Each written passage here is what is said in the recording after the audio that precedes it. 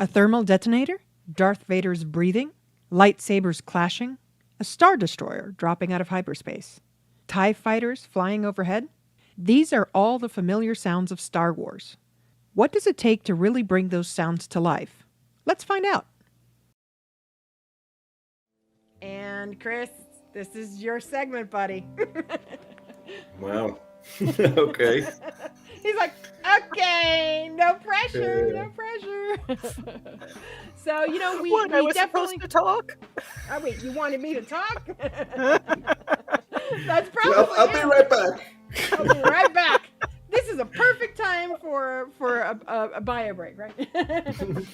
But yeah, no, I mean, guys, I mean, of all the sounds in film history, I mean, Star Wars, right? I mean, some of the most iconic sounds, hands down. Yeah. Right? Yeah. From Darth Vader's voice and his breathing, you know, to gosh, okay. Can we just talk a little bit about the thermal detonators? Because baby. Oh yeah, let's do that. Right? And just like the TIE fighters flying by, the flybys. All of those sounds are just so rich and so iconic and so immediately recognizable, right? Like you walk around and you hear a lightsaber, you're like, that's a lightsaber. Where's it coming Thanks, from? Ben. Right? Yeah. Yes, Mr. the great, the amazing Ben Burtt, who created, originated all these sounds so creatively too, right, Chris? I mean, you could talk a little bit about how creative you get in trying to make these sounds. So I know that you've watched some of those videos around how Ben Burtt created the lightsaber sounds. You could talk a little bit about that, and also what is your process for creating those original sounds, because we are creating all original sounds in this movie. So, talk a little bit about that. Yeah, so obviously because the sounds are so distinct, I had to try and mimic those as to my best ability, and basically learn a whole new skill in trying to find out what was these sounds. Most of it, there was many of them that I could find, which were from there's a series of documentaries where Ben Burtt on YouTube talks about the sound design for the original trilogy, which helped me with my baseline to get so many sounds, like where he just did talk about how they did the TIE fighter sound, how they created the lightsaber, so many things where you're like, oh right, these were very important for me to know, like the fact that the laser blast was just a slinky guide wire. It was a slinky with a pickup on one end and hitting it with a piece of metal or a stick, and you're like, wait, that's it? It's just a frequency bouncing across this slinky. And so a lot of them were quite surprising and really interesting to find out. Go, oh right, that's how they did that. You'd never consider it, like the TIE fighter being a mix of a car passing by on a wet road and through Asian a vacuum elephants. tube. An Asian elephants. Yep. Yes. And you just put those together and you're like, wait, what? That's yes. Yeah. And I think that's the part that's so wildly creative, right? Like you really get to experiment on, the blend of sounds that you never thought would ever go together, right? Yeah. Can you imagine his? Can you imagine his search history on Google? Chris is gonna have to divulge the secret of his search history. I just the coolest. He's already thing on is, 10 FBI watch lists because of it. It was kind of a perfect necessity is the mother of invention, that he didn't have any digital software really to mash any of this stuff together. So the cool thing about the original trilogy and establishing this foundation for all these different sounds was that everything was organic. So even though it sounds super gnarly, it's all based off of something we already know. I would argue maybe not like the vacuum tubes on the TV for the lightsaber, but I mean, it just sounds like, yeah, that could exist. That could be a thing, like a TIE fighter engine. twin ion engine and now like anywhere you go, that pitch, that frequency, that you're like, I know what that is. Yeah, exactly. And again, that's one of the things that makes the Star Wars franchise so iconic. It's just you can hear something from one of the movies and be like, that's Star Wars. Instantly recognizable. Okay, I gotta ask, hardest sound you had to make for this project? Ooh, that's a good question. That is a good question. Because I mean, like, I'm hearing all these like, oh, I have to figure out this and that, and I'm like, hardest puzzle. Yeah. Ask you. That is a really tough question. I want to say the Millennium Falcon engine. Actually, Because That makes sense.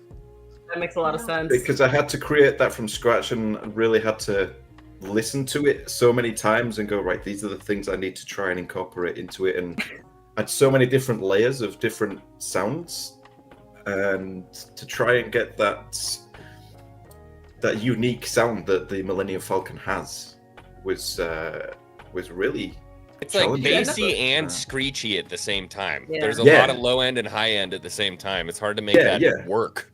Yeah. Yeah, and if it's So- not right, everybody's gonna say that's not right. Yeah, like, And that's that- not the Falcon. You suck. Yes! And that's the thing also, like, you know, having to create, you know, the sounds from scratch, you know, presents that challenge of, you know, you really are going to have to, in some Millennium Falcon, you know, you really are going to have to like work on that and really Yeah. try And- to get it as close as possible, because the fans will eat you alive. Oh, yeah. Yeah. And it's like, it's not even just about even sound effects, because like, unless you've actually tried to make some form of audio track, your ears really do start to train itself to blend the sounds together. And it just like, you even taking a break from it, and you come back and I'm like, nope, it's still, I would not Everything. touch Trump's throat. I would not Yes. touch it for like, if I was you, Chris, honestly. Kudos to you, man. What do you think? His headphones are so bulky, guys. Yeah, I know. Yeah, that's right. You gotta You get gotta- immersed. You got to get immersed. Yes. Yeah. What you gotta listen to each of the sounds and go, right, what's this got in it? I need to try and dismantle it and then like put it Like together again, reverse but using my engineer. own sounds. Yeah, effectively reverse engineer the sounds and Yeah. And what is No your pressure. no pressure. pressure. Right. And what has been like your experience in creating the Foley sounds, like going out into the world and recording the sounds of the world, you know, and things the like that. Foley Like the- stuff it's a blast. It is so much fun. So jealous.